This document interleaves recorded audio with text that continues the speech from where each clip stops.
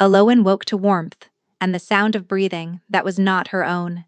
Her first thought was that she had died in the storm, and this was whatever came after. Her second thought, slower and heavier, with the weight of returning consciousness, was that the dead probably did not ache this badly. Every joint in her body throbbed. Her fingers were stiff with cold. Her cloak was damp and pressed against her skin like a second layer of ice. But something was warm, impossibly radiantly warm, pressed along the entire length of her back. She shifted just slightly, and the warmth shifted with her. A low sound rumbled through whatever she was lying against, deep and resonant and so powerful, she felt it in her teeth. Fur. She was pressed against fur. Aloan's eyes opened. The light was thin and gray, filtering through a narrow gap in what she now realized was rock, a cave. She was lying on a bed of dried pine needles and moss inside a shallow cave, and curled around her, so close that its body formed a crescent of heat against hers, was the largest wolf she had ever seen. Her breath stopped. The animal was enormous. Its shoulder would have reached her chest if they had both been standing. Thick, dark fur, almost black, but threaded with silver along the spine and muzzle. The paws tucked beneath its jaw were wider than her spread hand. She could feel the rise and fall of its ribs, each breath slow and heavy, and impossibly peaceful. This was not a wild wolf. Wild wolves did not grow this large. This was a shifter, an alpha, and not just any alpha. Eloan's mind raced. She remembered fragments from the night before. The storm rolling in across the Valthorn Mountains without warning, the sky turning black at midday. Running through trees she did not recognize, soaked and half-blind, the wind tearing at her cloak. Finding the cave mouth by accident, stumbling inside, collapsing on the dry ground, and feeling nothing after that. She had not noticed the wolf. She must have crawled right up against it in the dark, too cold and too exhausted to register what she was lying beside, and it had not killed her. It had not even woken up. Slowly, carefully, pressing her palms flat against the stone floor to push herself upright, the wolf's head lifted. Its eyes opened, and the breath left her lungs entirely. Gold. Bright, burning, ancient gold, with pupils that contracted to sharp black slits as they fixed on her. The wolf looked at her with an intelligence that made her skin prickle. Not a predator assessing prey, a deeper recognition. An awareness that seemed to say, "There you are." Then its foreleg moved, heavy and deliberate, and hooked around her waist. It pulled her back down against its chest with a low, possessive rumble that vibrated through her ribs. Aloan lay very still, her heart slamming so hard she was certain the wolf could feel it. Voices, distant at first, then closer. The crunch of boots on frozen ground. A man's voice, low and tense, giving orders she could not quite make out. Then another voice, calmer, responding. The wolf's ears flicked, but its body did not tense. If anything, it pressed closer to her, its muzzle dropping against her shoulder, its breath warm on her neck. Possessive, like it was making a point. Shadows darkened the cave entrance. Two men ducked inside, the first carrying a torch that threw orange light across the stone walls. He was lean and sharp-featured, with watchful eyes and a hand resting on the sword at his hip. Behind him, two armed guards. The lean man saw the wolf first. His shoulders dropped with visible relief. Then he saw Aloan. The relief vanished. His expression went blank with shock. His gaze moved from the wolf to the girl tucked against its chest and back again. His mouth opened slightly. "What in the name of every dead god?" he whispered. He stepped forward cautiously. "Easy," he murmured to the wolf. "Easy now!" The wolf's lip curled back from teeth, the length of Aloan's finger. A growl rolled through the cave, low and deep and utterly final. His gaze cut to Aloan with sharp calculation. "Who are you?" he asked. Aloan opened her mouth. No sound came out. She was a nobody, a packless, wandering healer, with mud in her hair and a wolf she had never met, wrapped around her like she was the most important thing in the world. The wolf pulled her closer and closed its golden eyes. They could not separate them. The guards tried first, approaching carefully with hands extended like men trying to coax a dog from under a table. The wolf nearly took the first one's arm off at the elbow. The second guard stumbled backwards so fast he cracked his head against the cave wall. The lean man, who Eloin would later learn was Halvard, the king's beta, called them off immediately. "Stop, you will get someone killed." He studied the wolf for a long moment, then turned to one of the guards. "Send word to the king. Tell him we have found the wolf." He paused, glancing at Eloin, "and tell him there is a complication." "Let me try to move," Eloin offered, her voice small. "Slowly," Halvard warned. She shifted, easing herself away from the wolf by inches. She managed to create perhaps a hand's width of space before the wolf's eyes snapped open, its growl filling the cave like a living thing, not threatening her, warning everyone else. She stopped. "It does not want me to leave," she said, and the absurdity of the statement nearly made her laugh. Nearly. The wolf's teeth were too large and too close for laughter. Halvard exhaled through his nose. A decision settled behind his eyes. "Bring her with it," he said to the guards. One of them gaped. "To the castle. Can you think of an alternative?" The question was sharp enough to cut. The guard could not. And so Eloin walked through the gates of Thornhold Keep, with the Alpha King's wolf pressed against her leg, its shoulder warm and solid against her hip. It was the single most surreal experience of her life. And her life had included accidentally setting a merchant's cart on fire with a badly prepared tincture. People stopped what they were doing and stared. A woman carrying bread dropped the entire basket. Two soldiers in the courtyard reached for their weapons before Halvard's sharp gesture froze them in place. A stable boy pressed himself flat against the wall as the wolf passed. The wolf ignored every single one of them. Its golden eyes stayed forward, and its body stayed close to Eloin's, matching her pace like it had been walking beside her for years. She was brought to a chamber in the east wing. Small, sparsely furnished, with a narrow window that overlooked the inner courtyard. A fire had been lit. Someone had placed water and bread on the table. "Wait here," Halvard said from the doorway. The wolf padded inside, circled once, and lay down at Eloin's feet with a heavy sigh. Within minutes, its breathing had deepened into sleep. Eloin stared down at it, then up at Halvard. "What is happening?" she asked. Halvard studied the sleeping wolf for a long moment. When he spoke, his voice was quieter than she expected. "The wolf is the king's other half. You understand what that means?" "I know how shifting works," Eloin replied. "The man and the wolf share one soul, one body." "In theory," Halvard said. His tone made her stomach tighten. He left without explaining. It was 3 hours before the wolf stirred, lifted its massive head, and padded to the far side of the room. The shift happened with a sound like tearing cloth and a rush of displaced air. Where the wolf had stood, a man knelt. Tall, broad, dark-haired, still breathing hard from the transformation.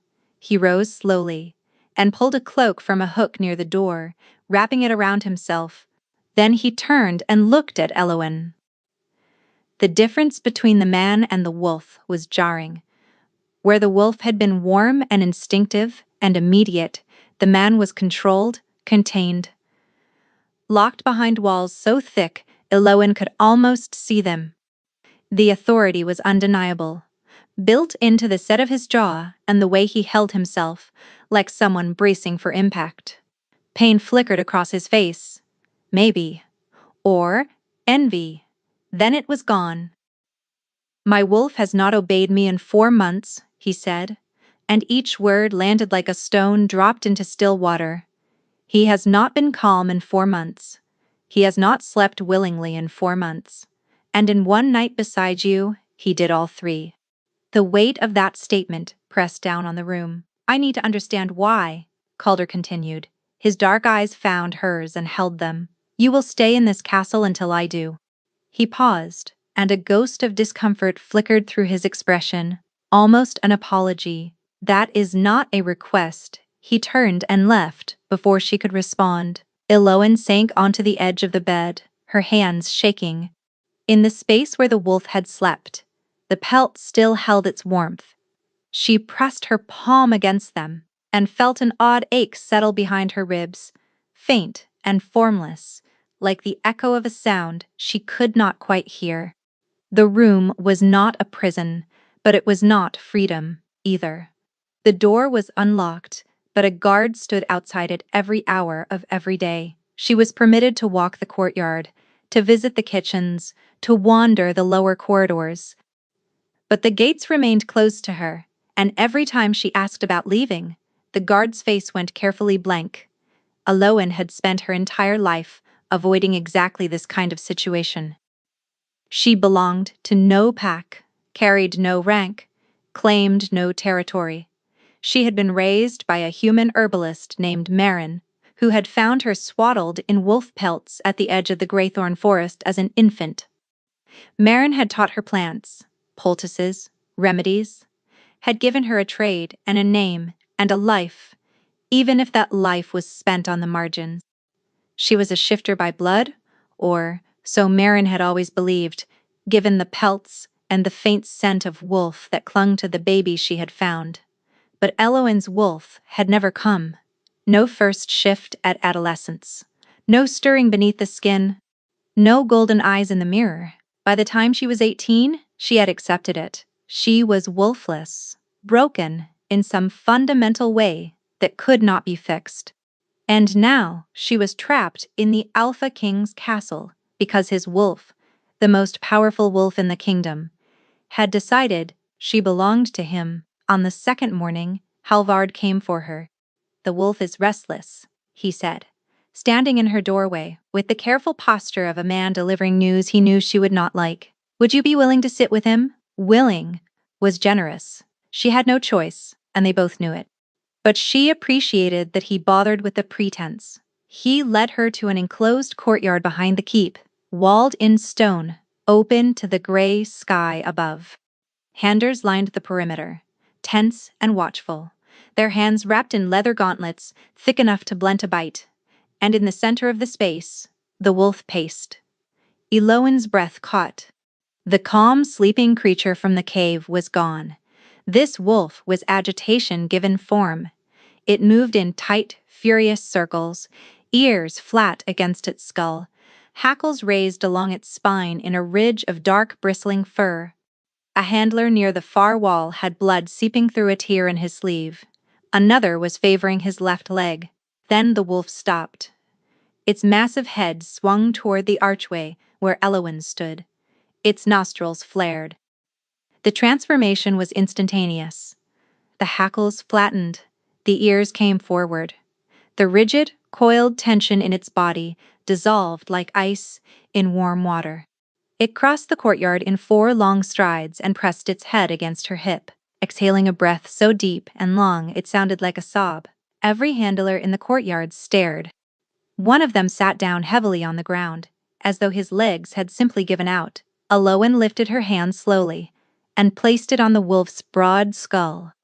Warmth flooded through her fingers, up her arms, settling somewhere behind her ribs in a place she had not known was cold until it was suddenly not. The wolf sank to the ground beside her. She sat with it, cross-legged on the cold stone, and its head settled into her lap. The golden eyes closed. Its breathing leveled out into the deep, steady rhythm of true sleep. The courtyard went silent. Halvard knelt beside her after several minutes, his voice pitched low enough that only she could hear. He has not slept like this since before the Ashenmoor campaign. The name landed with weight she could feel, but not explain. "What happened at Ashenmoor?" she asked. Halvard's face went still. The warmth left his eyes, replaced by something shuttered and careful. "That is not my story to tell." He stood and moved away, leaving her alone with the sleeping wolf, and a quiet that felt heavier than the stones surrounding them. An hour passed. Then 2. Eloan did not move. Her legs went numb, her back ached. She watched the wolf sleep, and felt the strange warmth behind her ribs pulse in time with its breathing. Steady and sure. She became aware gradually, of being watched. Not by the handlers, though they watched too. She lifted her gaze to the keep's upper windows and saw a figure standing in the shadowed frame, tall and motionless, looking down at her. Calder. She could not make out his expression from this distance, but she could feel the weight of his attention, like pressure against her skin. The wolf stirred in its sleep. A small whimper escaped its throat, soft and broken, and unbearably vulnerable for a creature of its size. Its paws twitched, its lip pulled back, revealing teeth.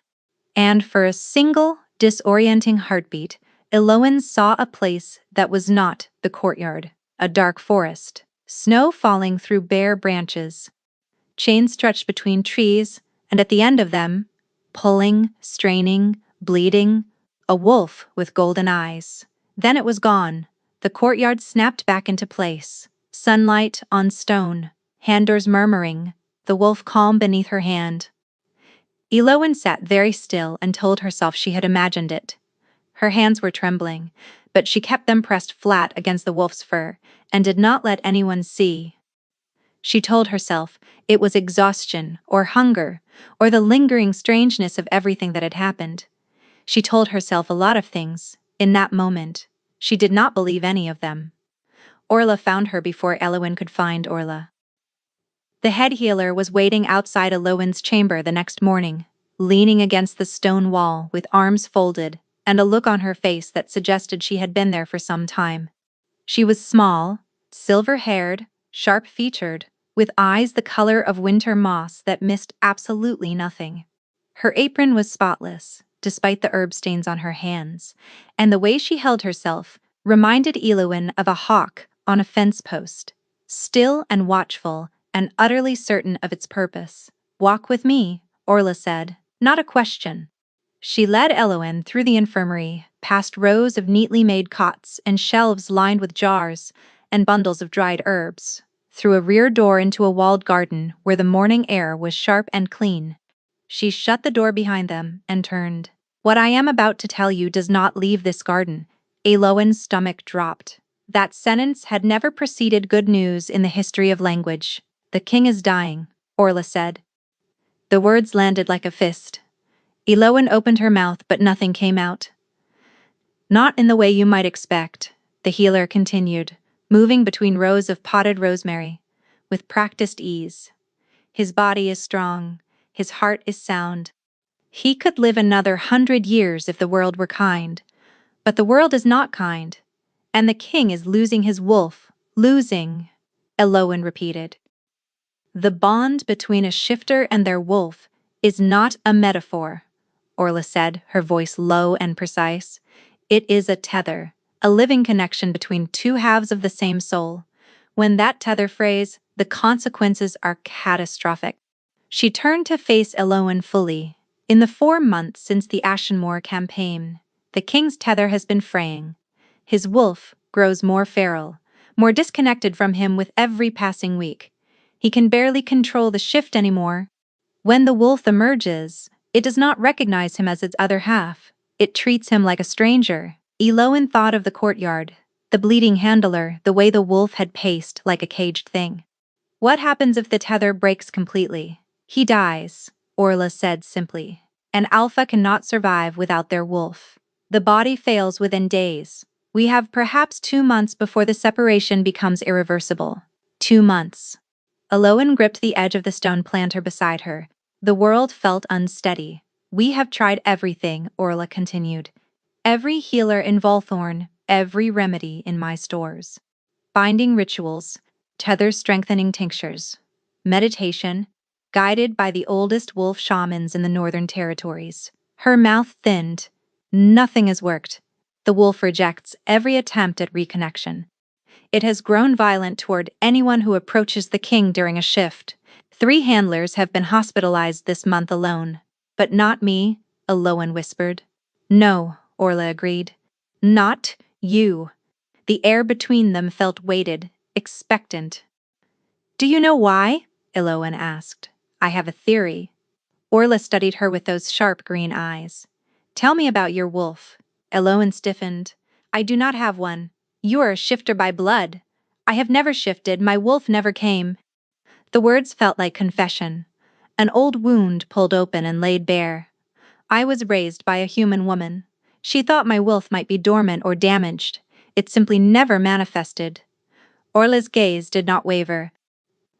A wolf does not fail to manifest, child. Every shifter born carries their wolf from the moment of first breath. If yours has never surfaced, it is not absent. It is sleeping. A flicker stirred in the hollow of Eloan's chest. Faint and warm, in the place where she had felt the wolf's presence resonate. The question that concerns me, Orla continued slowly, is not why your wolf sleeps, it is why the king's wolf seems to know that it does. The implication hung in the air, vast and terrifying. You will continue with the arrangement, Orla said. Every evening, stay near the wolf. Allow it to sleep beside you. I will monitor the king's tether and see if proximity to you slows the deterioration. She paused. It is the only thing that has given us any hope in 4 months. Eloan nodded, her throat tight. She felt the weight of it settling onto her shoulders, the crushing responsibility of being the single fragile thread holding a king's life together. One more thing, Orla added as Eloan turned to leave. That warmth you feel when the wolf is near, the one you have been pretending is not there. Eloan froze. Pay attention to it, Orla said quietly. It is trying to tell you something. A rhythm formed, fragile and strange, and unlike anything Eloan had ever known. Each evening, as the light faded and the castle settled into its nighttime quiet, a guard escorted her to the lower keep. The room they had given the wolf was deep in the oldest part of the fortress, a vaulted stone chamber with a fire pit at its center and thick pelts layered across the floor. It smelled of smoke and pine and something wild and ancient that she could not name, but that made her pulse slow the moment she stepped inside. The wolf would be waiting, sometimes pacing, sometimes lying near the fire, sometimes standing at the narrow window with its gold eyes fixed on the dark mountains beyond. But the moment she entered, it came to her always, without hesitation. It pressed its head against her hand, or her shoulder, or her side, and the tension bled out of its massive body like water from a cracked vessel. She would sit, the wolf would lie beside her, and it would sleep. Eloan slept too, curled on the pelts near the fire, with the wolf's warmth radiating into her back. She learned the rhythm of its breathing, the slight twitch of its ears when it dreamed, the way its paws flexed against the floor during deeper sleep. She learned that it preferred her left side, that it growled softly if she moved too far away, and that it woke immediately if she stood but settled again the moment she returned. In the mornings, she would wake, and the wolf would be gone. Calder would have shifted back before dawn, reclaimed his human form, and left without seeing her, two halves of the same soul that refused to exist in the same room at the same time. Except slowly, that changed. It began with small things. Eloan mentioned to Halvard that the pelts were thin near the fire pit, and the next evening a thick woolen blanket had been folded at the foot of her usual spot. She did not ask where it came from. A few days later, a proper pillow appeared, then a tin of the blackberry tea she had told the wolf she liked, talking into the dark the way she always did, filling the silence with whatever came to mind. The wolf could not have procured blackberry tea. The wolf did not have hands. "Thank you for the tea," she said one evening, to the empty room, knowing perfectly well the gratitude would reach the man, even if the wolf was the only one present. The wolf's ear flicked. She bit back a smile. She talked constantly during those evenings. It was a habit born partly from nervousness and partly from the realization that silence made the wolf restless, so she filled the space with stories. The time she had accidentally cured a farmer's goat instead of the farmer, and the goat followed her for 3 villages, the way Marin used to sing off-key while grinding valerian root. The merchant in Dunross who had tried to sell her a love potion that turned out to be beet juice and pepper. She told the wolf things she had never told anyone, about growing up without a pack, about watching other children shift for the first time and knowing hers would never come, about the loneliness that lived in her bones, like a second skeleton, always present, never acknowledged. The wolf listened. Its gold eyes watched her face, and sometimes it pressed closer as though it understood. On the ninth evening, Calder was there when she arrived. He sat in a chair near the fire, still in human form, a report open on his knee. He did not look up when she entered, did not greet her, did not acknowledge her presence beyond a slight tension in his shoulders that told her he knew exactly where she was standing. Eloin hesitated in the doorway, unsure of the protocol. The arrangement was with the wolf, not the man, but Halvard had told her to come, so she crossed to her usual spot, sat on the pelts, and waited. The quiet stretched, thick and awkward. "The goat," Calder said, after several minutes, still not looking up from his report. "The one that followed you. What breed was it?" Eloin stared at him. Her mind went blank, then raced. She had told that story to the wolf 4 days ago, which meant he remembered what the wolf heard. The man and the beast still shared memories, even as they were tearing apart. Blackmore pygmy, she managed. Stubborn as death, and twice as persistent. The corner of his mouth moved. Not a smile, not quite. But the ghost of one. The suggestion that somewhere beneath the iron control a man existed who was capable of amusement. It vanished before she could be certain. He read his report. She sat on her pelts. The fire crackled between them, and for the first time the quiet did not feel heavy. It felt almost companionable. Later, after he had left and the wolf had emerged and settled beside her, Eloin lay awake and thought about the ghost of that almost smile. She thought about blackberry tea appearing without explanation, about a pillow placed exactly where her head rested, about a man who listened through the ears of a wolf he could no longer control, and remembered the breed of a goat from a story told in the dark. The warmth behind her ribs pulsed softly. She pressed her hand against it and closed her eyes. On the 14th evening, the wolf did not come. Eloin waited for an hour in the firelit chamber, sitting on her pelts with her hands folded in her lap watching the door. The wolf always came. Every night, for 2 weeks, without fail. Its absence felt wrong in a way that went beyond disappointment and settled into dread. The door opened. Calder stepped inside, and the sight of him drove the air from her lungs. He looked destroyed. Deep shadows carved beneath his eyes, his skin pale and drawn, his shoulders hunched forward like a man carrying a weight that was slowly crushing him. He moved to the chair by the fire and sat heavily, and his hands, she noticed with a spike of alarm, were trembling. "He will not shift," Calder said, staring into the flames. "For the first time in months I wanted him to come, and he will not." The crack in his voice was small, almost inaudible. But Eloin heard it, and it broke open a space inside her chest she had not known existed. She did not ask permission. She rose from the pelts, crossed the distance between them, and knelt beside his chair. "How long since you have slept?" she asked quietly. He did not answer. He did not need to. The answer was written in every line of his face. Orla delivered the news with the clinical precision of a woman who had spent decades saying difficult things to people who did not want to hear them. "The tether is deteriorating faster than I projected," she told Eloin in the garden the following morning. "His wolf's periods of emergence are growing shorter and more erratic. The calm we were seeing in your presence was slowing the separation, but it is not enough." Eloin gripped the stone planter. "What else can we do?" Orla was quiet for a moment, choosing her words. "The wolf responds to your proximity.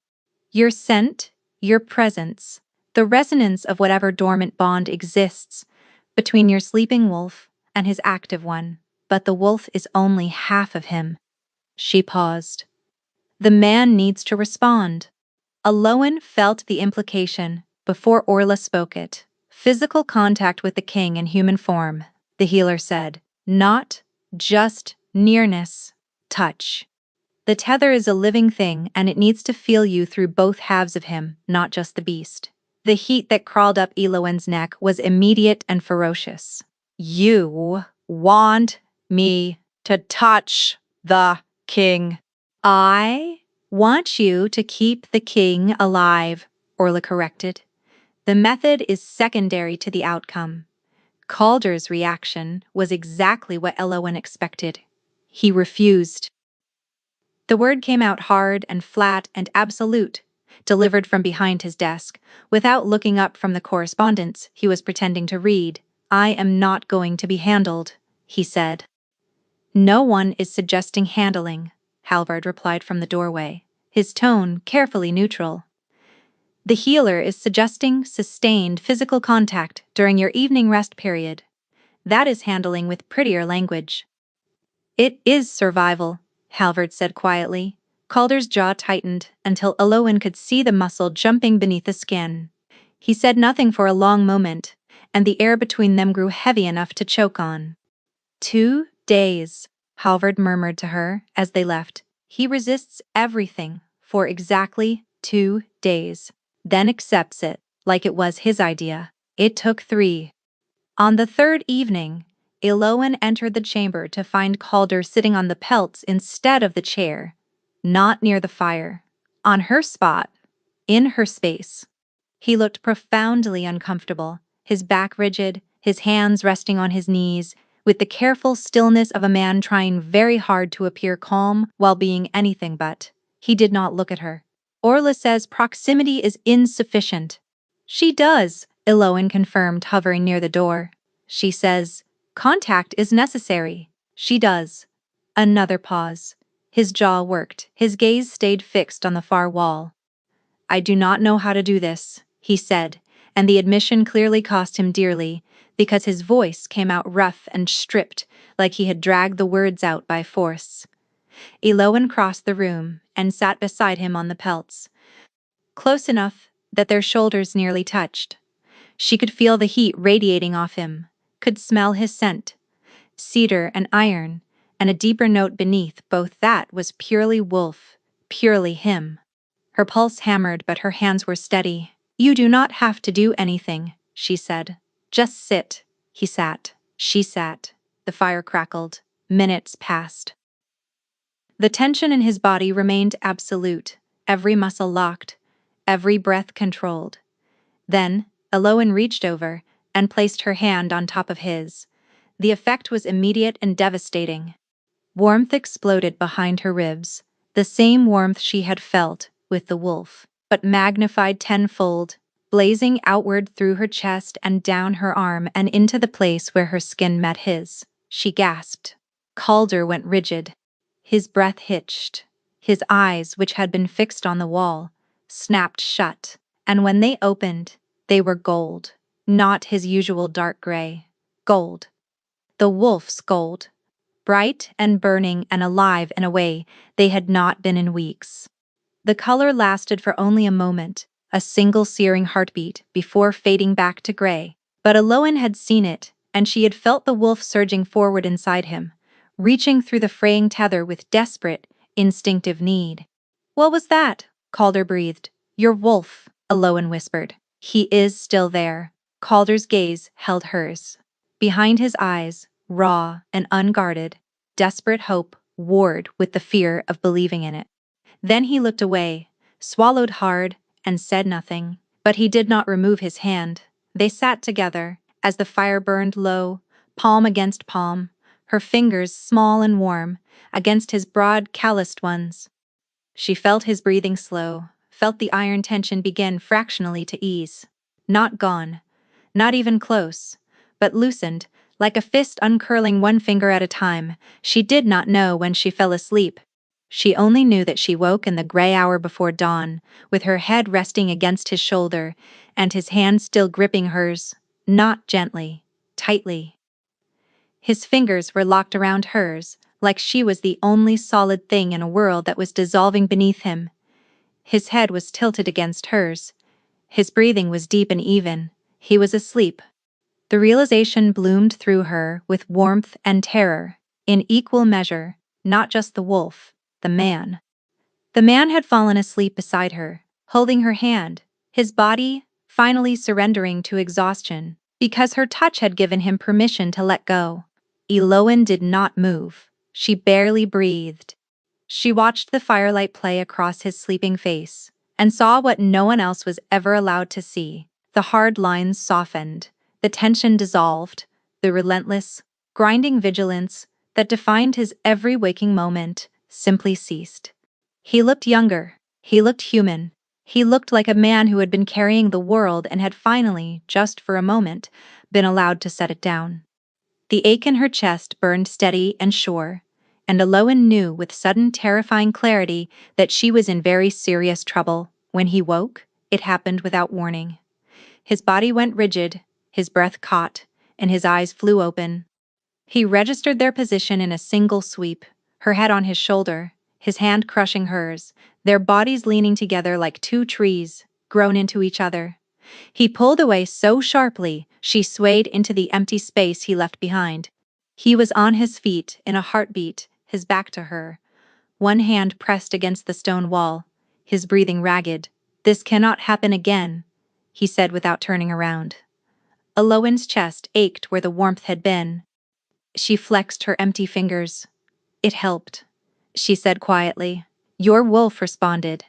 Your eyes changed." He was silent for a long time. Then he left the room without another word, and the door closed behind him with a sound like finality. That night, Eloan dreamed. The dark forest was waiting for her. Colder than before, the snow deeper, the silence heavier. She moved between the bare, towering pines, her bare feet leaving no prints, her breath forming no clouds. The wrongness of the place pressed against her from every direction. She found the wolf. It was chained between two ancient trees, iron links wrapped around its chest and legs, biting into its fur. It was thinner than she remembered. Its gold eyes were dimmer. It pulled against the chains with weakening effort, each lunge producing a sound like breaking glass. "I found you," Eloan said, dropping to her knees beside it. The wolf pressed its muzzle against her palm, and even in this place the warmth was there, faint but real. Then she felt it, a presence at the edge of the tree line, watching, patient, deliberate. A figure stood in the shadows between the pines, indistinct, featureless, but radiating malice so concentrated it felt like standing downwind from a fire.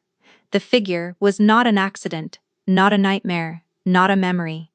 Someone had put those chains there, someone was feeding this curse, and whoever it was had just noticed that Eloan could see them. She woke gasping, drenched in sweat, the wolf's chamber dark and cold around her. Her hand flew to her chest. The warmth behind her ribs was flickering like a candle in a storm. Eloan told Orla everything.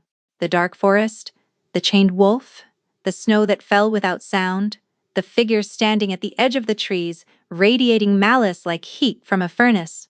She told her about the warmth that flickered when she woke, and the growing certainty that what she was seeing was not a dream. Orla listened without interrupting.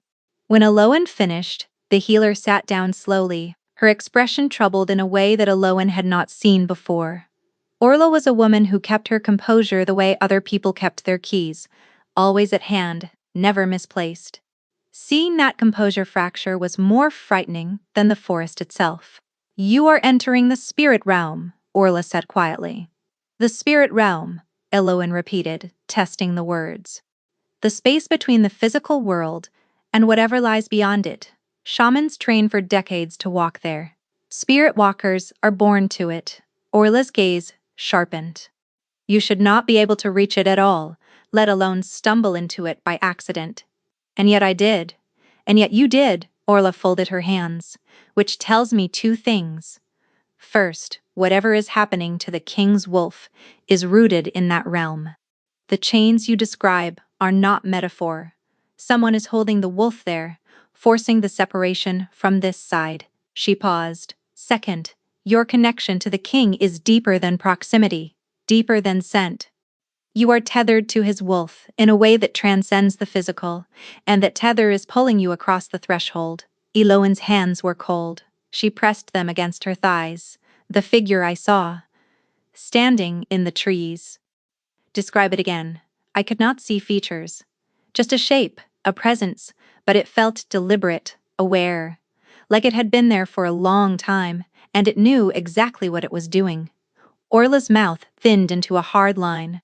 Then the chains did not come from nowhere. Someone placed them. That evening Eloin entered the wolf's chamber with a knot of dread lodged beneath her sternum. The wolf was there, lying near the fire, but the change in it stole her breath. It was thinner. The silver threading through its dark fur seemed duller, the gold of its eyes less bright. When it lifted its head to greet her, the movement was slow, heavy, like the simple act of recognition cost it dearly. She sat beside it and placed her hand on its shoulder. The warmth came, but weaker now. A candle where there had once been a hearth fire. The wolf pressed against her palm and closed its eyes. Eloin did not intend to cross over. She did not even know she was doing it until the cold hit her. One moment, she was sitting on pelts in a fire-lit room, her hand on warm fur. The next, the air turned to ice, and the firelight vanished, and the dark forest swallowed her whole. She was standing among the dead pines, snow drifting down through bare branches. The chained wolf was 10 paces ahead, its body wrapped in iron links that glowed faintly with a sickly greenish light she had not noticed before. It was pulling against the chains, weakly, its movements the exhausted repetitions of a creature that had been fighting for so long it no longer remembered how to stop. "Hold on," Eloin said, rushing forward. She dropped to her knees beside the wolf and wrapped her arms around its neck. The fur was real beneath her fingers, the cold was real, against her skin. This was no dream. She gripped the nearest chain and pulled. The iron burned her palms with a cold so intense it felt like fire. She cried out, but did not let go, hauling at the links with everything she had. Her teeth clenched, her arms shaking. The chain did not move. It did not even flex. The presence arrived, like a change in pressure. Eloin felt it before she saw it. A weight descending on the clearing, the air thickening, the silence deepening into a predatory hush. She looked up. The figure was closer than before. Standing at the edge of the tree line, still, featureless, still, indistinct, but closer, and it was watching her, with an attention that felt like fingers, closing around her throat. The wolf snarled a sound of pure desperate fury, and lunged against the chains so hard the links cut into its shoulders. Blood, black in the colorless light, ran down its forelegs. "Stop," Eloin begged, pressing her hands against its wounds. "You are hurting yourself." The figure took a step forward. The cold intensified. The wolf's snarl became a howl that tore through the dead trees and echoed into nothing. Eloin grabbed the wolf's face, pressed her forehead against its muzzle, and thought of fire. Warmth. The pelts on the chamber floor. The smell of cedar and iron. Calder's hand gripping hers in the dark. She poured everything she had into the connection between them and pulled. She slammed back into the chamber, so hard, her teeth rattled. She was on the floor, gasping, her hands burning with cold that had no source, her heart hammering so violently she could feel it in her fingertips. The wolf was gone. In its place, Calder knelt on the pelts, barefoot and wild-eyed from the shift, his chest heaving. He stared at her. His hands were shaking. Blood trickled from his nose. "You were there," he whispered. "I felt you, in that place. I felt you pulling." Eloin opened her mouth to respond, but he was already moving, seizing her wrists, his grip bruising and frantic. "You cannot go back there," he said, his voice cracking. "Do you understand me? That place will consume you. It is consuming me. And I am an alpha with a wolf, strong enough to endure it. You have no wolf. You have no protection. If you go back there and cannot get out." He trailed off, and the terror in his eyes was so raw it made her flinch. "I can help," she started. "No." The word was a wall. "You are done. This arrangement is finished. Calder, it is finished." He released her wrists and stood, putting distance between them. His voice dropped to a cold, controlled register. The king reassembling himself from the ruins of the man. "I am grateful for what you have done, but I will not allow it to destroy you. Leave. Tonight. And do not come back to this room. Eowyn felt the words land like blows. She searched his face for any crack, any opening, any sign that the man who had held her hand in the dark was still reachable beneath the walls he was slamming into place. She found nothing. He had already gone somewhere. She could not follow. She left the chamber on legs that felt borrowed and stood alone in the dark corridor, pressing her burned palms against the cold stone, and felt the warmth behind her ribs gutter and dim like a flame starved of air. 5 days passed. 5 days of silence, distance, and a growing wrongness that Eowyn could not outrun no matter how hard she tried. She threw herself into work at the infirmary, grinding herbs and mixing poultices, and treating the steady stream of minor injuries that flowed through Orla's doors. She organized the storeroom. She cataloged the dried herb inventory. She scrubbed every surface until Orla told her firmly to stop before she wore a hole through the workbench. None of it helped. The warmth in her chest, the steady pulse that had grown so familiar, she had stopped noticing it. The way one stops noticing a heartbeat had turned wrong. Not gone. Worse, it burned. A low, constant, grinding ache that intensified every hour, spreading outward through her chest like cracks in heated glass. The migraines came first, sudden and blinding, driving her to dark rooms with her hands pressed against her temples. Then the exhaustion, a bone-deep weariness that sleep could not touch. She ate because Orla made her. She slept because her body demanded it. But the rest brought no relief, and the food sat in her stomach like stones. She caught glimpses of Calder across the courtyard, in the corridors, once through the open door of the council chamber as she passed. He looked worse every time. The hollows beneath his eyes had deepened into bruises. His movements, once fluid and commanding, had become stiff and deliberate, the movements of a man conserving every scrap of energy because he had so little left. Halvard found her on the 3rd day. He said nothing about the arrangement, or the wolf, or the king. He simply looked at her, at the shadows under her eyes, and the way her hands trembled when she reached for the mortar, and his expression told her everything she needed to know. He has not shifted since that night, Halvard said quietly. He cannot. The wolf will not come. The words punched through her. At all? He has tried every evening. Alone in the chamber, for hours, nothing. Halvard's voice was steady, but his eyes were not. The tether is nearly gone, Eowyn. I can see it, in the way he moves, the way he breathes. Like half of him has already left. Eowyn pressed her fist against the ache in her chest. He will not let me near him. I know. Then what am I supposed to do? Halvard did not answer. He left her standing among the herb shelves, her vision blurring with tears she refused to shed.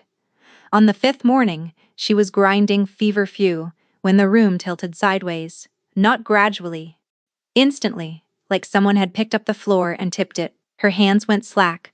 The mortar clattered against the bench. She gripped the edge of the table and watched the world dissolve into white static at the edges. Orla, she managed, but the word came out wrong. Too quiet, too far away. Then the static swallowed everything, and she was falling. She did not feel herself hit the ground. She felt arms. Strong, desperate arms, catching her before impact, pulling her against a chest that was heaving with ragged breaths. She felt a heartbeat slamming against her cheek, and she heard her name, spoken in a voice so raw and wrecked it barely sounded human. Eowyn. Then again louder, cracking. Eowyn. She could not open her eyes, but she knew. She knew the scent, cedar and iron and wolf. She knew the hands cradling her head. She knew the low, dangerous growl that rumbled through his chest when someone else tried to approach. She felt a hand brush the hair from her face, with a tenderness that contradicted everything about the sound coming from his throat. And in the darkness behind her closed eyes, she felt his wolf surge forward at the moment of contact, reaching through the shattered tether because she was falling and the beast inside him could not bear it. When she finally opened her eyes, she was in the infirmary. Clean sheets, thin pillow, the familiar smell of dried rosemary and antiseptic. And Calder, sitting beside her bed with his head in his hands, looking like a man who had watched the world end and been helpless to stop it. His eyes were gray again. But the evidence of gold still lingered in the way he looked at her when he raised his head, like she was the only thing left in a room he had already burned down. "You are an idiot," Eloin croaked, his expression shattered, not anger. A devastation far more dangerous. "Yes," he agreed. "I am." Orla shut the infirmary door with deliberate firmness and turned to face Calder, with the expression of a woman whose patience had not merely run out, but had packed a bag and left the kingdom entirely. "You have two options," the healer said. "You can tell us what happened at Ashenmoor, everything right now in this room, or you can continue your current strategy of noble self-destruction and take this girl down with you." Calder's jaw tightened. "She is not involved. She collapsed because of you," Orla said flatly. "Her body is failing because whatever connection exists between you is being stretched past its breaking point by your insistence on separation. So yes, Your Majesty, she is involved. She has been involved since your wolf chose her in that cave." Eloin pushed herself upright against the pillows. "She is also right here, and would prefer not to be discussed as though she were absent." Calder looked at her. The fight drained from his posture in stages. First, the rigidity in his shoulders, then the set of his jaw, then the clenched hands, uncurling one finger at a time. He looked exhausted, in a way that went beyond the physical, a man hollowed out by something he had been carrying alone for too long. "Ashenmoor," he said, and the word came out like a stone pulled from a wound. He told them. The Ashenmoor territory had been ruled by a pack led by an alpha named Soren Greycliff, a reasonable man once, a man Calder had respected, had broken bread with, had trusted to keep the eastern border stable. But the hard winter, 2 years past, twisted things in Soren. The losses, the starvation, the desperation, they warped a fundamental part of him. He began raiding neighboring territories for resources, then for land, then for the sheer momentum of violence that had become the only language he understood. Calder had sent envoys, offered aid, grain, timber, healers. Every offer was rejected. The raids intensified, villages burned, people died. His people, innocents, who lived near the border and had no quarrel with anyone. "I did not want war," Calder said, his voice rough. "I tried every alternative, every negotiation, every concession I could justify. Soren would not hear it. He wanted the throne, or he wanted blood, or he wanted both. I was never certain which." The campaign lasted 3 weeks. It ended in a single devastating battle at Ashenmoor Pass, where Soren's forces were broken and Soren himself fell. But the battle was not the wound. The wound came after. Calder's hands were fisted on his knees, the knuckles white. In the final hours of fighting, the lines collapsed. It became chaos, close quarters, no formations, no strategy, just wolves tearing each other apart in the mud and the smoke. He stopped, swallowed. "There was a healer," he continued, and his voice dropped to barely audible. "A woman named Veda. She had set up a field station between the lines. She was treating wounded from both sides. Ours, theirs. It did not matter to her. She was a healer. That was all she cared about." Eloin felt ice forming in her stomach. She already knew where this was going. My wolf was in the blood rage. I could not control it, could not see through its eyes. When the lines collapsed and the fighting spilled into the field station, he stopped again. His breath was ragged. "Veda was killed. My wolf did not distinguish between combatant and healer, between enemy and innocent. It killed, and it kept killing, and I could not stop it." The infirmary was absolutely still. Orla stood motionless by the door. Eloin's hands were pressed flat against the sheets, gripping the fabric. "Veda had a mother," Calder said. "A spirit walker named Ysara. She found her daughter's body after the battle, found the claw marks, knew which wolf had made them." His voice went hollow. "Ysara walked the spirit realm, the way most people walk a garden path. She found my wolf there, and she chained it, wrapped it in iron forged from her grief and her fury and her power, and she told me that my wolf would remember every life it took, that it would carry the weight of every death until the burden broke it. The curse, Orla murmured. It was not supposed to be survivable, Calder said. Wisara intended it to kill me. She wanted the wolf to tear itself apart, and the man to die with it. But I survived.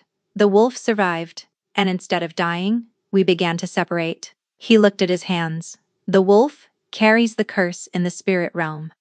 Every night, it relives the deaths. The chains tighten, the memories play again and again, and the tether between us frays because the wolf is so consumed by what it did that it no longer recognizes me as its other half. Aloan's eyes burned. She blinked hard. You said Wisara intended the curse to kill you. Is she still alive? Is she still feeding it? Calder's expression darkened. I do not know. After the battle, she disappeared. No one has seen her since. Orla stepped forward, her arms crossed, her expression sharp with thought. Spirit Walker curses can be broken. The power required to maintain chains of that magnitude is enormous. Over time, they should weaken, should fade. The fact that they have not. She trailed off, studying Calder. The fact that the curse is growing stronger, rather than weaker, suggests one of two things. Either Wisara is still alive and actively feeding the curse from the spirit realm, or the curse found another source of power to sustain itself. She looked at Calder with an expression that held no judgment, only understanding. Guilt, the healer said quietly. Your guilt is feeding it. You believe you deserve the punishment, and that belief is pouring fuel onto a fire that should have burned out months ago.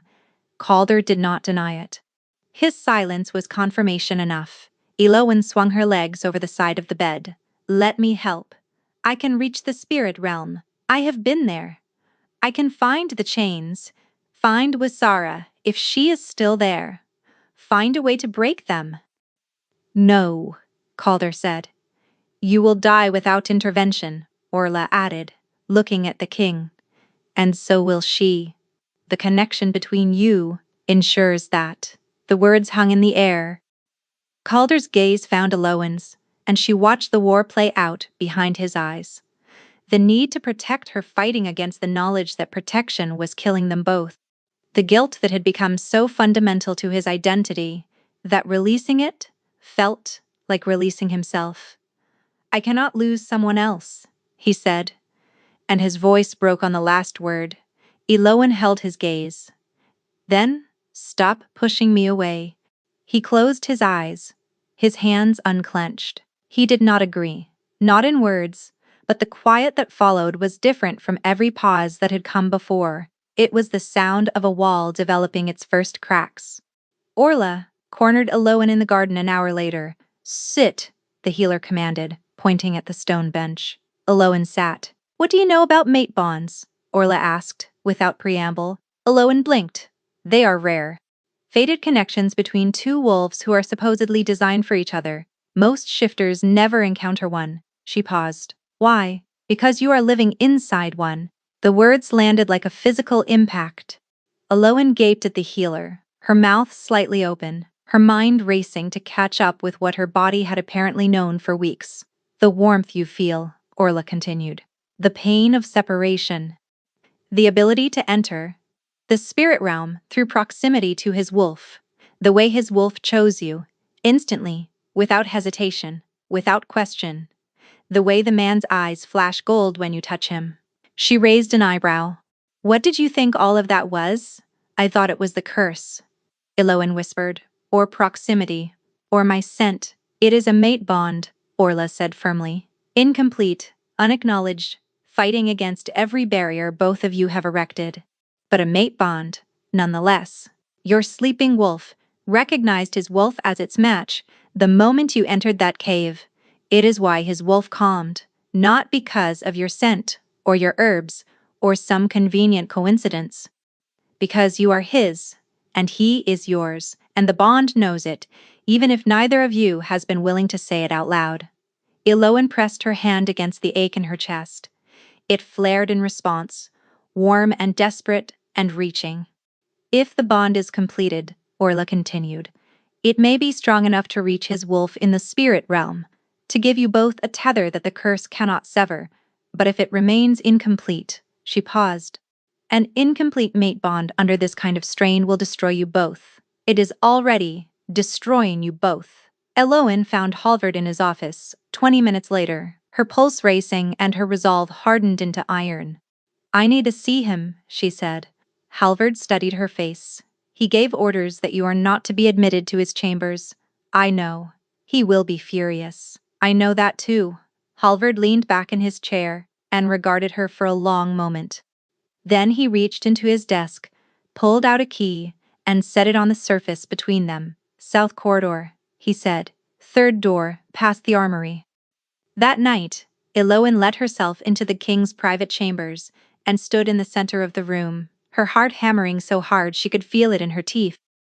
The room was larger than the wolf's chamber, warmer, with a fire burning low, and the scent of cedar and leather soaking into every surface. His scent, everywhere. Surrounding her like an embrace she had not been given permission to accept. She waited. The fire crackled. Her hands shook. When Calder opened the door and saw her, he stopped so completely it looked like he had been turned to stone. The key in his hand hung motionless. His eyes swept over her face, her body, her hands clasped together to keep them from trembling, and his expression fractured in a way he could not piece back together fast enough. Eloan. Her name was disbelief and longing and fury, and surrender compressed into 4 syllables. You can order me to leave, she said, her voice steadier than she felt. You can command it. You are the king, and I am a packless nobody with no rank and no wolf, and no right to be standing in your chambers. She took a step toward him. He did not move. But if you send me away again, you are choosing to die. And you are choosing to kill me with you, because that is what an unfinished mate bond does, Calder. It tears both halves apart. The charged air between them pressed against her skin. You know, he said, and his voice was raw. Orla told me, but I already knew. She took another step, close enough now to see his pulse jumping in his throat, to see the way his pupils had dilated, to see the barely perceptible tremor in his hands at his sides.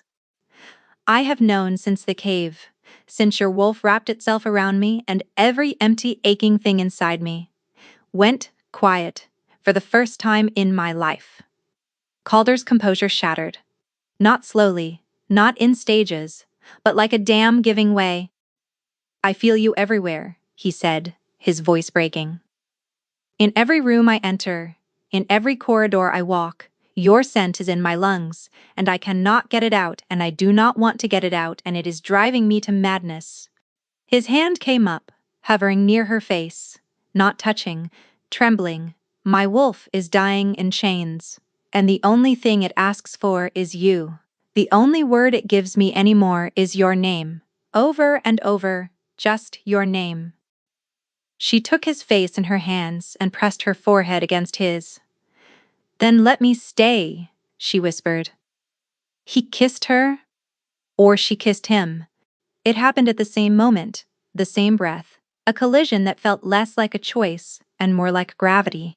His hands found her waist, her hair, the curve of her jaw, pulling her against him with a desperate urgency that stole the air from her lungs. She responded with equal ferocity, pouring every ounce of longing and frustration and bone-deep need into the press of her mouth against his. If I do not stop, he said, against her lips, his breath ragged, I will not be able to. Then do not stop, she said. He lifted her with an ease that made her breath catch, carrying her across the room. What followed was overwhelming and tender and fierce. 2 people who had been starving finally given permission to eat. Every touch felt like a homecoming. Every breath shared between them deepened a connection that went far beyond the physical, as though 2 broken halves of a single vessel were finally being fitted back together. And then his teeth found her neck, the claiming bite, instinctive and sure, and the bond blazed to life. It exploded through her chest, like sunlight breaking through storm clouds, golden and warm, and so vast it filled every hollow space inside her. She felt him, truly felt him. Not just his presence, but his soul, the man and the wolf and the grief and the love and the desperate clinging hope that he had been hiding behind walls for months. She marked him in return, claiming him as hers.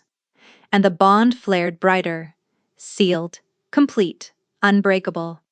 They lay tangled together afterward, his arms wrapped around her, her head on his chest, their breathing slowly steadying into a shared rhythm. The bond hummed between them like a living thing, warm and golden and sure.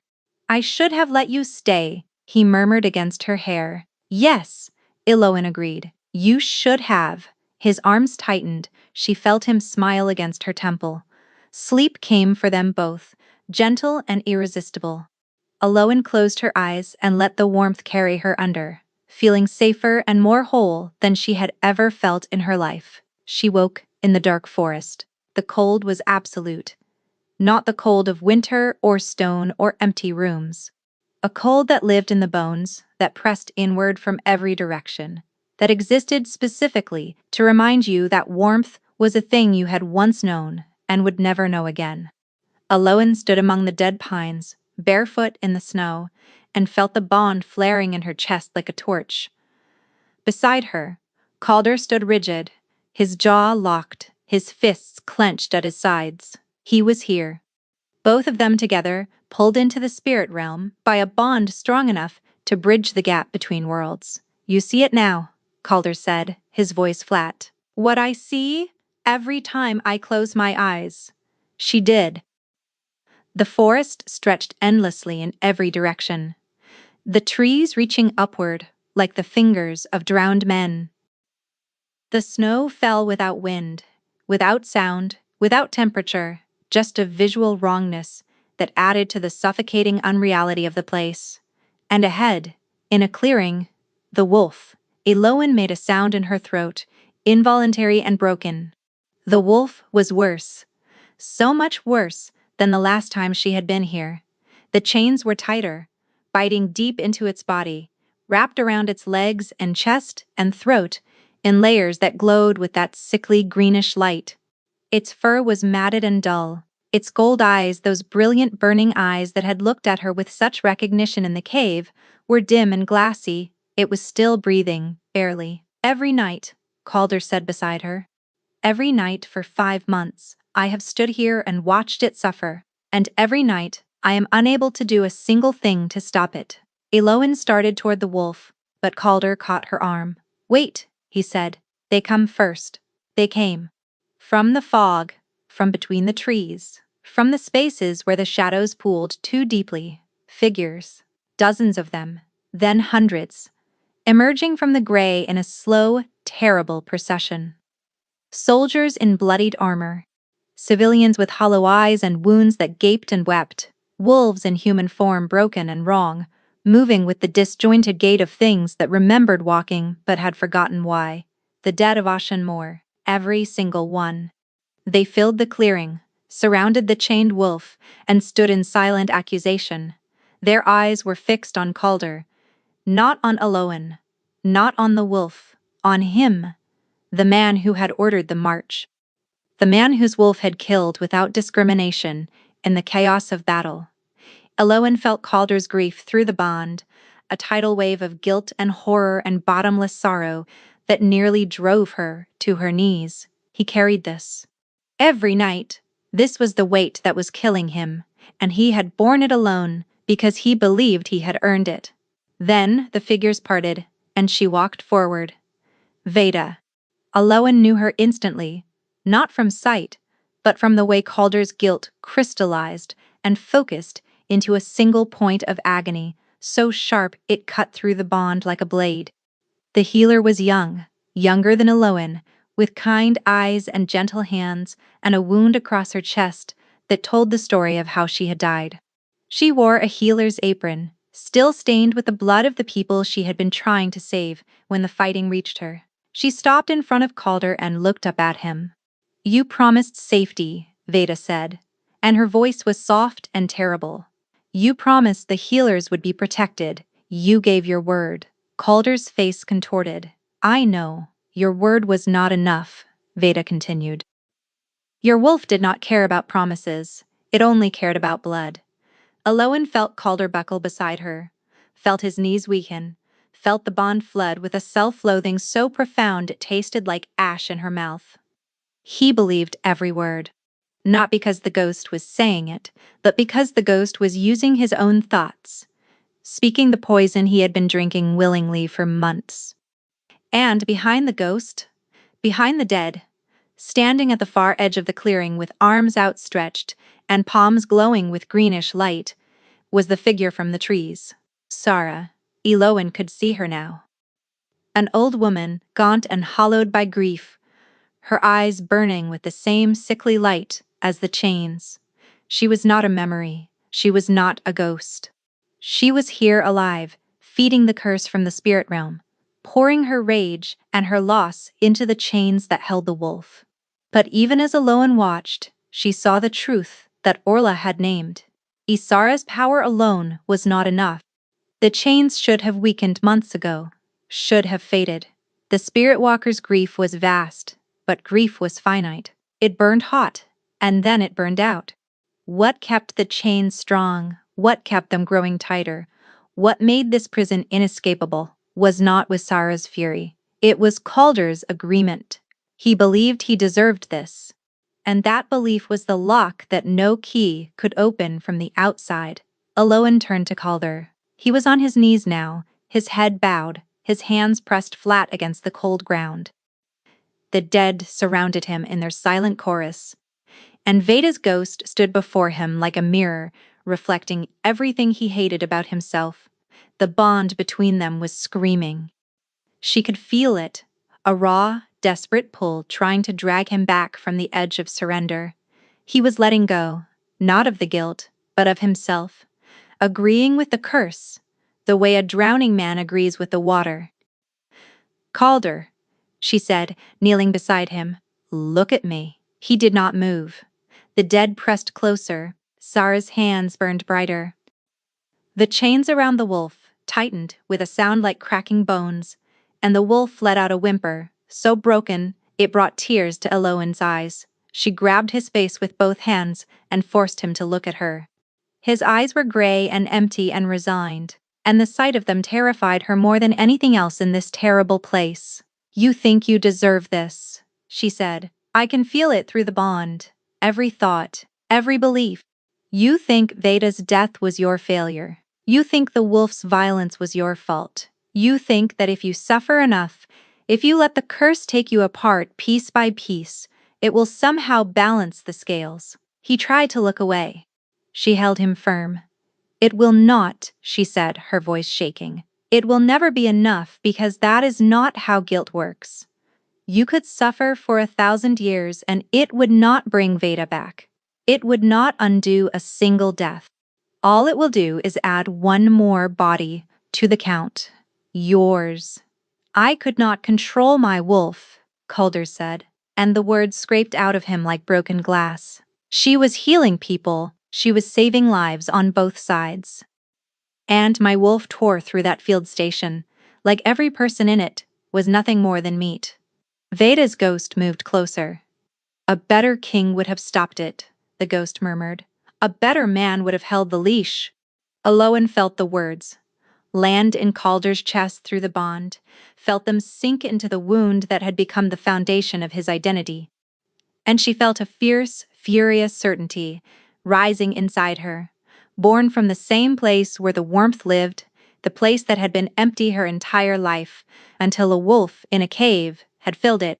I know what it feels like, Eloan said, to believe you are fundamentally broken. Calder's eyes flickered, a crack in the emptiness. I was left on a forest floor as an infant, she continued, her voice steady, despite the tears running down her face. Wrapped in wolf pelts, no name, no pack, no explanation, and my wolf never came. Every other shifter I ever met had their wolf by the time they were 12. I waited, I prayed, I begged, and nothing came. She took a shaking breath. So, I decided I was the problem. That I was defective. That my parents had known it, and that is why they left me. And I spent my entire life trying to earn my right to exist by being useful, by being small, by being whatever anyone needed me to be, so they would not leave me too. The ghost of Veda wavered. Ysara's glow flickered. I fed that belief every single day. Eloin said. I wrapped it around myself like chains, and I called it truth, and it was eating me alive, Calder, the same way your guilt is eating you. She pressed her forehead against his. The bond blazed between them, gold and fierce and defiant. But I was wrong, she whispered. My wolf was never missing. It was sleeping, waiting for something worth waking up for. And your wolf is not a monster. It is a wolf that fought a war. It did not start to protect people. It could not bear to lose. Veda's death was a tragedy born from chaos and violence, and a situation no single person could have controlled. It does not make you a murderer. It makes you a man who fought a war and carries the cost. She pulled back and looked him in the eyes. You are allowed to carry the memory without carrying the chains. You are allowed to grieve Veda without letting the grief kill your wolf. You are allowed to live, Calder. Even though she did not. The quiet that followed was the deepest Eloin had ever known. Not the oppressive hush of the cursed forest, but a different kind of stillness, a held breath. A turning point. Calder's hands came up and covered hers where they held his face. His fingers were trembling. I am sorry, he said, and the words were not directed at Eloin. He was looking past her, at Veda's ghost, at the dead, at the weight of every life his wolf had taken. I am sorry I could not stop it. I am sorry you were there. I am sorry that the world I was trying to protect could not protect you. His voice broke, and the tears came. Not the controlled, suppressed grief of a king maintaining composure, but the shattering, full-bodied sobs of a man finally allowing himself to feel the thing he had been running from for 5 months. He collapsed forward into Eloin's arms, and she held him, her hands gripping his shoulders, her face pressed against his hair. But I will not die here, Calder said through the wreckage of his voice. I will not give up the people who are still alive. I will not give up my wolf. He looked up at Eloin, his eyes raw and red and more alive than she had ever seen them. And I will not give up you. Across the clearing, the chains shuddered. The greenish light stuttered and dimmed. Ysara's figure screamed, a sound of pure frustrated rage, and her hands clawed at the air, trying to hold the curse together, but the foundation had cracked. The guilt that had been feeding the chains was draining away, not disappearing. Grief did not work that way, but transforming, from poison into sorrow, from chains into memory. The iron links shattered one by one, falling away from the wolf's body like dead leaves. The wolf staggered, swayed, and lifted its massive head. Its gold eyes blazed, bright and burning and alive. Ysara's figure dissolved like smoke in wind, her scream fading into the hush between the trees. The dead turned away. One by one, figure by figure, they walked back into the fog and were gone. Veda was the last. She looked at Calder for a long, quiet moment. Then she closed her eyes, and the faintest suggestion of peace crossed her face before she faded into nothing. The wolf crossed the clearing on unsteady legs and pressed its head against Calder's chest. Eloin felt it through the bond, the tether snapping taut, reforging. The two halves of his soul reaching for each other after months of agonizing separation. Calder wrapped his arms around the wolf's neck and buried his face in its fur, and the sound he made was neither human nor animal, but older and deeper than both. The forest dissolved. The snow stopped falling. The cold retreated. Eloin opened her eyes in Calder's chambers, dawn light spilling golden through the windows. He was beside her, his arms around her, his face buried in her hair. The bond hummed between them, warm and complete and unbroken. And deep in Eloin's chest, in the place that had been empty and aching for her entire life, a new warmth stirred, golden and fierce and unmistakable. A presence that had been sleeping for 23 years and was finally beginning to wake her wolf. The wolf and the man did not heal overnight. The tether, reforged in the spirit realm, was strong but tender, like a bone that had been broken and set. It needed time and care and patience, and Calder had never been a patient man, but he learned. He shifted again, fully, for the first time in months, 3 days after the curse broke. Aloin was there when it happened, standing in the courtyard, as the great dark wolf emerged, and shook itself, and turned those blazing gold eyes on her with an expression of such profound, uncomplicated joy that she laughed through her tears. The wolf crossed to her and pressed its head against her hip, the same gesture from the cave, the same warmth, but different now, chosen rather than desperate, peaceful rather than grasping. The wolf knew her, and the man inside the wolf knew her, and they were the same at last. Eloin's own wolf continued to stir.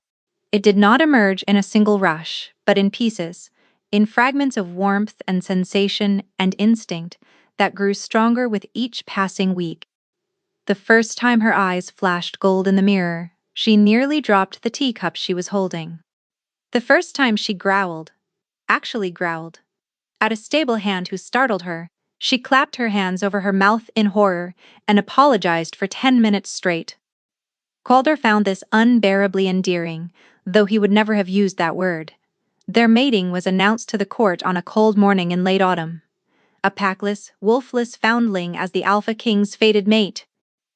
The hush that followed the announcement was so complete that Aloin could hear the banner ropes creaking in the wind outside. The whispers came later. She heard them in corridors, in the kitchens, in the careful pauses between words when courtiers addressed her with smiles that did not reach their eyes. "They will adjust," Calder told her that evening, pulling her against his chest in the firelit warmth of their chambers. "And if they do not, they can take the matter up with their king, who is unreservedly and irrevocably in love with his mate and has no interest in pretending otherwise." Eloin smiled against his shoulder. "Unreservedly. Do not make me repeat it." "Irrevocably," he growled, low and warm, and tightened his arms around her. Months passed. The nightmares came less often. Some nights Calder still woke with a sharp breath and reaching hands, and Eloin was there. Always there, her fingers finding his in the dark, her voice steady and sure. "I am here," she would whisper, and the wolf inside him would settle, and the man would breathe, and sleep would return. On a morning in early spring, Eloin woke to pale gold sunlight, and the sound of breathing beside her. Calder was still asleep, deeply and peacefully asleep, one arm draped across her waist, his face more relaxed than she had ever seen it. No tension, no vigilance, just rest. She lay beside him and listened to his heartbeat, steady and strong, and felt the bond humming between them, like a song she had always known, but never heard until now. Deep in her chest, her wolf stirred warmly, stretching, growing, almost ready. Eloin closed her eyes and smiled, and they slept.